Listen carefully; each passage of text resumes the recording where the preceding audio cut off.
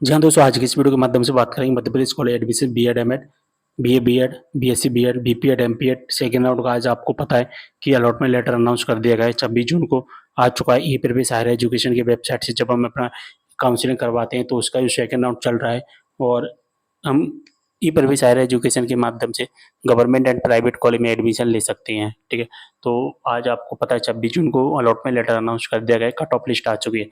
अगर आपने जो चॉइस फिलिंग की थी, ठीक है, बात को समझना कि मैं आपको क्या समझाना चाहता हूँ। जो टॉपिक है वो तो आपको पता है कि मनपसंद का कॉलेज नहीं मिला है, ठीक है, कि आपने जो चॉइस फिलिंग की थी उनमें से आपको जो कॉलेज अलॉट किया गया है और वो कॉलेज आपकी मनपसंद का नहीं है, तो ऐसी कंडीशन में आप क्या करेंगे।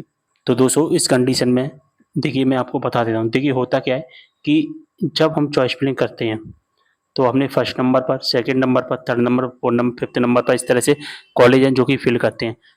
अब दोस्तों यहाँ पर रूल होते हैं। एक तो रूल होता है फर्स्ट नंबर के कॉलेज के लिए और एक रूल होता है दोस्तों second, third, fourth, fifth number के कॉलेज के लिए। सबसे पहले हम बात करेंगे, अगर हमें चॉइस फिलिंग का second, third, fourth, fifth number का कॉलेज मिला है तो इस कंडीशन में हम क्या करेंगे कि मान के चले हमें फोर्थ नंबर का कॉलेज अलॉट किया गया है, हमें मनपसंद का कॉलेज नहीं है, तो हमें क्या करना है, हमें अलॉटमेंट वाले टैब में जाना है। ठीक है, जैसे ही हम अलॉटमेंट वाले टैब में जाएंगे जो सेकंड नंबर पर या थर्ड नंबर पर हमें अलॉटमेंट वाला जो टैब है वो मिल जाएगा, उसमें जाना है। और जैसे हम सबसे नीचे जाएंगे तो एक ऑप्शन दिखेगा हमें आवंटन निरस्तीकरण। ठीक है, आवंटन निरस्तीकरण का एक ऑप्शन दिखता है, इस पर आपको क्लिक कर देना है। हमसे ओटीपी पूछेगा, ओटीपी डाल देना, वेरीफाई कर देना। तो हमें जो सेकंड राउंड में जो कॉलेज अलॉट किया गया है वो कॉलेज कैंसिल हो जाएगा और फिर सेकंड राउंड से आप बाहर हो जाओगे। फिर आपको क्या करना है, थर्ड राउंड में जो थर्ड राउंड स्टार्ट हो गया है जिसकी लास्ट डेट 30 जून रखी गई है, 30 जून तक आपको नई चॉइस फिलिंग करनी पड़ेगी। ठीक है, जैसे आप नई चॉइस फिलिंग करोगे तो आपको जो कि नया कॉलेज अलॉट कर दिया जाएगा, जो कि थर्ड राउंड में अलॉट किया जाएगा। सेकंड राउंड से आप पार्ट जो कि पूरी तरह से बाहर हो जाओगे आप। अब दोस्तों अगर हमें फर्स्ट नंबर का कॉलेज अलॉट हो गया होता है, जब हम चॉइस फिलिंग में फर्स्ट नंबर का कॉलेज फिल करते हैं और फर्स्ट नंबर का ही अगर हमें कॉलेज अलॉट कर दिया जाता है तो इस कंडीशन में अब हम क्या करेंगे। ठीक है, तो इस कंडीशन में एक रूल होता है कि जब हमें फर्स्ट नंबर का कॉलेज अलॉट होता है तो इस कॉलेज में हमें एडमिशन लेना ही पड़ेगा।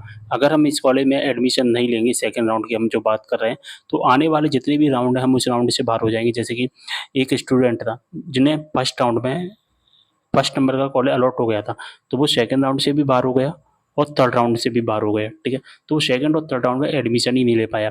तो ऐसे ही आप दोस्तों first round sorry second round में अगर आपको फर्स्ट नंबर का कॉलेज अलॉट हो जाता है और आप इसमें एडमिशन नहीं लेते हैं तो फिर आप थर्ड राउंड से बाहर हो जाओगे। आप थर्ड राउंड में भी पार्टिसिपेट नहीं कर पाओगे, ना ही आप सेकंड राउंड में पार्टिसिपेट कर पाओगे।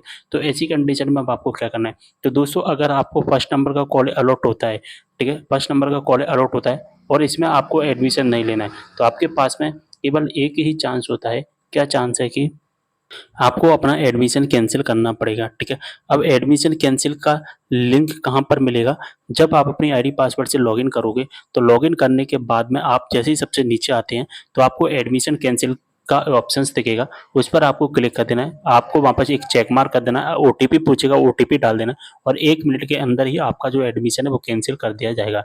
ठीक है, जैसे ही आपका एडमिशन कैंसिल हो जाएगा अब आपको सेकंड राउंड से बाहर कर दिया जाएगा। ठीक है, आप सेकंड राउंड से आउट हो जाएंगे। अब कौन सा राउंड आएगा, अब आएगा हमारा थर्ड राउंड। ठीक है, अब कौन सा राउंड आएगा दोस्तों, हमारा थर्ड राउंड आएगा और इस थर्ड राउंड में हमें दोस्तों क्या करना है, नया रजिस्ट्रेशन करना पड़ेगा। ठीक है, नई चॉइस फिलिंग करनी पड़ेगी। ठीक है, इसका चार्ज 150 रुपये होता है, वो दोबारा से हमें देना पड़ेगा। ठीक है, फिर से हमें वेरिफिकेशन करवाना पड़ेगा। जिस तरह से हमने जो नया रजिस्ट्रेशन चॉइस में वेरिफिकेशन किया था, ये सारा प्रोसेस हमें फिर से करना पड़ेगा। ठीक है, जैसे हम ये सारा प्रोसेस करेंगे थर्ड राउंड की जो मेरिट लिस्ट आएगी उस मेरिट लिस्ट में हमारा नाम आ जाएगा। ठीक है, अब थर्ड राउंड की मेरिट लिस्ट कब आएगी वो मैं आपको बता देता हूँ जल्दी से। पहले तो ये देखना कि जब हम अपना रजिस्ट्रेशन कैंसिल कर देते हैं तो registration choice filling document verification करने की जो डेट है पूरा ये रखी गई है।